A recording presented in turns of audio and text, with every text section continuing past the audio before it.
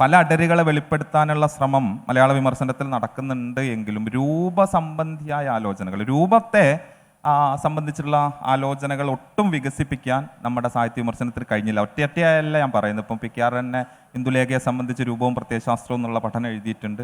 പക്ഷെ രൂപം എന്ന് പറയുന്നത് ഇപ്പോഴും എന്തോ ഒരു ഒഴിഞ്ഞ പാത്രം പോലെയാണെന്നുള്ള ധാരണ നിലനിൽക്കുന്നുണ്ട്. അപ്പോൾ ഈ പല അടരുകളെ വെളിച്ചപ്പെടുത്താൻ നമ്മൾ രൂപത്തിലേക്ക് കൂടുതൽ ശ്രദ്ധ കേന്ദ്രീകരിക്കേണ്ടതില്ലേ എന്നൊരു ചോദ്യത്തിൽ നിന്ന് ആരംഭിക്കാൻ തോന്നുന്നു.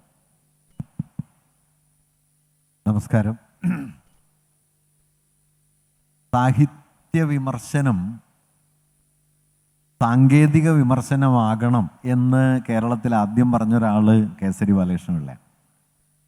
അത് വളരെ പ്രധാനപ്പെട്ട ഒരു കാര്യമാണ്. കാരണം സാഹിത്യം ഒരു നിർമ്മാണ വിദ്യയാണെന്നും ആ നിർമ്മാണം വാസ്തവത്തിൽ അടിസ്ഥാനപരമായി സംഭവിക്കുന്നത് രൂപനിർമ്മാണത്തിലാണ് എന്നും കേസരി ഉന്നുന്നുണ്ട്. പക്ഷെ കേരളത്തിൽ സംഭവിച്ച ഒരു വലിയ ദൗർഭാഗ്യം, ഈ രൂപഭദ്രതാവാദം ഉണ്ടാക്കിയ ഒരു സംവാദത്തിൻ്റെ അന്തരീക്ഷത്തിൽ രൂപത്തെക്കുറിച്ച് ആലോചിക്കുന്ന ഒരു സാമൂഹ്യ വിരുദ്ധ ഏർപ്പാടാണ് എന്ന നിലയിലുള്ള ഒരു കാഴ്ചപ്പാട് വാസ്തവത്തിൽ റഷ്യൻ ഫോർമുലിസത്തെക്കുറിച്ചുള്ള ചർച്ചയുടെയൊക്കെ പശ്ചാത്തലത്തിലൂടെ വേരുപിടിക്കുകയുണ്ടായി. വാസ്തവത്തിൽ അത് വളരെ രൂപമാത്രവാദം എന്നത് ശരിയല്ല, രൂപം മാത്രമാണ് എന്ന് കരുതുന്നത് ശരിയല്ല. പക്ഷേ സാഹിത്യകൃതിയെ സംബന്ധിച്ച് അതിൻ്റെ രൂപസംവിധാനം എന്ന് പറയുന്നത് ഏറ്റവും ആഴത്തിൽ ചരിത്രപരമായിട്ടുള്ള ഒരു സംഗതിയാണ്. ഒരു രൂപം വെറുതെ ഉണ്ടായി വരുന്ന ഒന്നല്ല, അതൊരു ഹിസ്റ്റോറിക്കൽ ഇമാജിനേഷനും ഹിസ്റ്റോറിക്കലായി ഇവോൾവ് ചെയ്തു വരുന്ന സെൻസിബിലിറ്റിയും ചേർന്ന് നിൽക്കുന്ന ഒരു സ്ഥാനമാണ് രൂപം. അതായത് ഭാവനയുടെ ചരിത്രപരമായ ചില പാറ്റേണുകൾ, അതിലൂടെ അനുഭവത്തിൻ്റെ ചരിത്രപരമായ ചില ഘടനാ സംവിധാനങ്ങൾ, ഇത് രണ്ടും കൺവെർജ് ചെയ്യുന്ന ഒത്തുചേരുന്ന ഒരു സ്ഥാനമാണ് രൂപം. ഇപ്പോൾ വളരെ പ്രമുഖനായ മാർക്സിസ്റ്റ് ചിന്തകൻ കൂടിയായിരുന്ന ലൂക്കാച്ച് ഒരു സന്ദർഭത്തിൽ പറയുന്നൊരു വാക്യം എന്താണെന്ന് വെച്ച് കഴിഞ്ഞാൽ, ഒരു കാലഘട്ടത്തിൻ്റെ ചരിത്രബന്ധങ്ങൾ ഒരു കലാവസ്തുവിൽ ഏറ്റവും ആഴത്തിൽ പതിഞ്ഞു കിടക്കുന്നത് രൂപത്തിലാണ്. ഈ വാക്യം ഉദ്ധരിച്ചിട്ട് ടെറി ഈഗിൾട്ടൺ പറയുന്നുണ്ട്, ഇങ്ങനെ ഒരു വാക്യം ഒരു മാർക്സിസ്റ്റിൽ നിന്ന് കേൾക്കാൻ കഴിയുമെന്ന് നമ്മൾ സാധാരണ നിലയിൽ പ്രതീക്ഷിക്കില്ല. പക്ഷേ ലൂക്കാച്ച് ഇത് പറയുന്നുണ്ട്. അത് വളരെ പ്രധാനപ്പെട്ട കാര്യമാണ്. കാരണം രൂപം എന്ന് പറയുന്നത് റഫീഖ് പറഞ്ഞതുപോലെ ഒഴിഞ്ഞൊരു പാത്രമല്ല, ആ പാത്രത്തിലേക്ക് ആശയങ്ങൾ കോരി നിറക്കിയല്ല, രൂപത്തിലൂടെയാണ് നമുക്കൊരനുഭവം നമ്മിലേക്ക് എത്തിച്ചേരുന്നത്. ഇപ്പോൾ 19-ാം നൂറ്റാണ്ടിൻ്റെ അവസാനം ഇംപ്രഷനിസം എന്ന് പറയുന്ന ഒരു കലാപ്രവണത ചിത്രകലയിൽ വരുന്നത് വാസ്തവത്തിൽ യാഥാർത്ഥ്യത്തിൻ്റെ ഉറച്ച പ്രതലത്തെക്കുറിച്ചുള്ള ഒരു ന്യൂട്ടോണിയൻ സങ്കല്പത്തിൻ്റെ തകർച്ച കൂടി അതിനകത്തുണ്ട്. യാഥാർത്ഥ്യം ആപേക്ഷികമായി തീരുന്നു, വസ്തുയാഥാർത്ഥ്യത്തിൻ്റെ സുസ്ഥിരത തകരുന്നു, ലോകയാഥാർത്ഥ്യങ്ങൾ എന്ന് പറയുന്നത് തന്നെ വളരെ ശിഥിലമായി കൊണ്ടിരിക്കുന്നു എന്ന ഒരു പുതിയ സാമൂഹ്യ സന്ദർഭം. മാർക്സിൻ്റെ പ്രസിദ്ധമായ മാനിഫെസ്റ്റോയിൽ ഒരു നിരീക്ഷണമുണ്ട്, all that is solid melts into air. ഖരമായതൊക്കെ ആവിയായിത്തീരുന്നു എന്ന് മാർക്സ് എഴുതുന്നുണ്ട്. സിഗ്മണ്ട് ബൗമൻ പിന്നീട് പറഞ്ഞത് വരാനിരിക്കുന്ന മോഡേണിസത്തിൻ്റെ മുഴുവൻ ദർശനവും വാസ്തവത്തിൽ ഈ വാക്യത്തിലുണ്ട് എന്നാണ്. കാരണം മോഡേണിസം ഉറച്ചു നിന്ന ലോകം ഇളകി ചെതറിപ്പോയൊരു സമയത്ത് ആ ഇളകിപ്പറിഞ്ഞു പോയ ലോകത്തെ രൂപസംവിധാനത്തിലേക്ക് കൊണ്ടുവരാനാണ് മോഡേണിസ്റ്റുകൾ ശ്രമിച്ചത്. അത് ക്ലാസിക്കൽ റിയലിസത്തിൻ്റെ ഭദ്രരൂപം കൊണ്ട് സാധ്യമല്ല.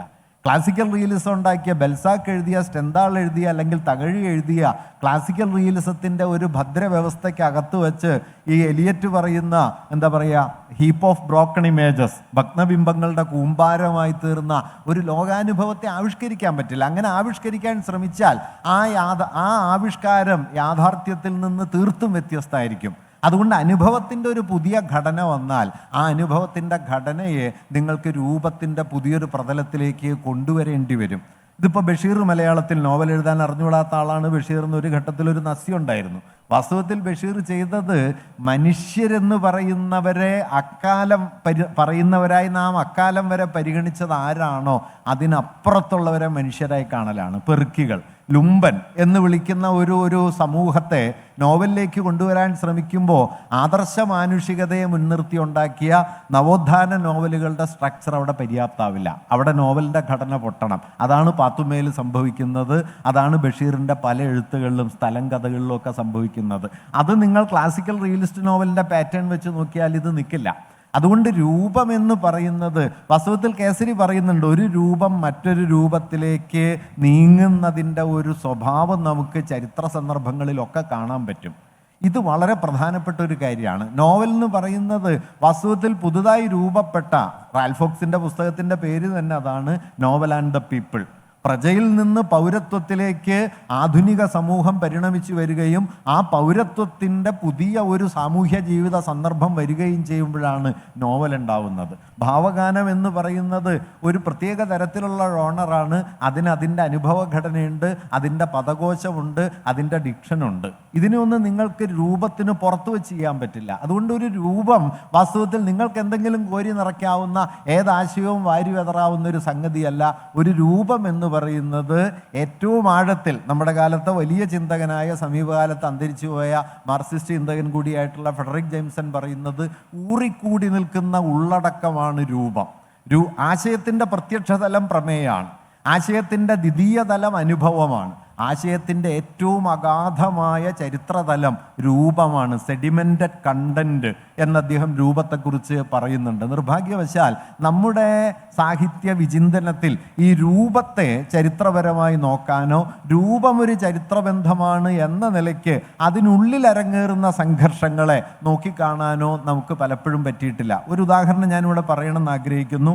അത് ഇപ്പം നളചരിതം എന്ന് പറയുന്ന ആട്ടക്കഥ 18-ാം നൂറ്റാണ്ട് ഒടുവിലുണ്ടായെങ്കിലും ആ ആട്ടക്കഥയുടെ രൂപപരമായ ശൈഥില്യത്തെ മറികടന്ന് അത് അരങ്ങിലൊരു ജീവിതം നേടിയത് 20-ാം നൂറ്റാണ്ടിലാണ്. അതുവരെ ആടാനും പാടാനും കൊള്ളാത്ത കഥ എന്ന നിലയ്ക്ക് രൂപസംവിധാനത്തിന് പുറത്തായിരുന്നു. അത് ആടാനും പാടാനും പറ്റുന്ന കഥയായി തീർന്നത് മനുഷ്യാനുഭവം എന്ന് പറയുന്നത് നിയോ ക്ലാസിക്കൽ ചിട്ടവട്ടങ്ങളുടെ സുനിശ്ചിതത്വത്തിനകത്തല്ല, മറിച്ച് ആധുനിക വ്യക്തിത്വത്തിൻ്റെ സംഘർഷങ്ങളിലേക്ക് നീങ്ങിയിരിക്കുന്നു എന്ന് കേരളീയ സമൂഹം തിരിച്ചറിയുന്ന നവോത്ഥാനവും അതിനു പിന്നാലെ വന്ന സന്ദർഭവുമാണ് നളചരിതത്തെ അരങ്ങിലെത്തിച്ചത്. അതുവരെ അത് രൂപപരമായി തകർന്നൊരു കൃതിയായിരുന്നു, അല്ലെങ്കിൽ രൂപപരമായി അപര്യാപ്തമായിരുന്നു, അരങ്ങിൽ ചിട്ടയില്ലാത്ത കൃതിയായിരുന്നു. ആ ചിട്ടയില്ലായ്മ വാസ്തവത്തിൽ ചരിത്രം ഉണ്ടാക്കിയ ഒരു സംഘർഷമാണ്. ഇങ്ങനെ നോക്കാൻ കഴിയുക എന്നത് പ്രധാനപ്പെട്ടതാണ്. പക്ഷേ രൂപം എന്ന് പറയുന്നത് ഒരു എന്താ പറയുക, ഒരു ബൂർഷ്വാ വ്യതിയാനാണ് എന്ന് കരുതിയ ഒരു ഘട്ടമുണ്ടായതുകൊണ്ട് രൂപത്തെക്കുറിച്ച് ആലോചിച്ചുകൂടാ. പഴയൊരു ചീത്ത വാക്ക് രൂപഭദ്രന്മാർ എന്നാണ്. അത് ഒരു പോരായ്മയായിട്ടൊരു ഘട്ടത്തിലുണ്ടായിരുന്നു. അത് വളരെ പ്രധാനപ്പെട്ട ഒരു പ്രശ്നമാണ് എന്നാണ് തോന്നുന്നത്.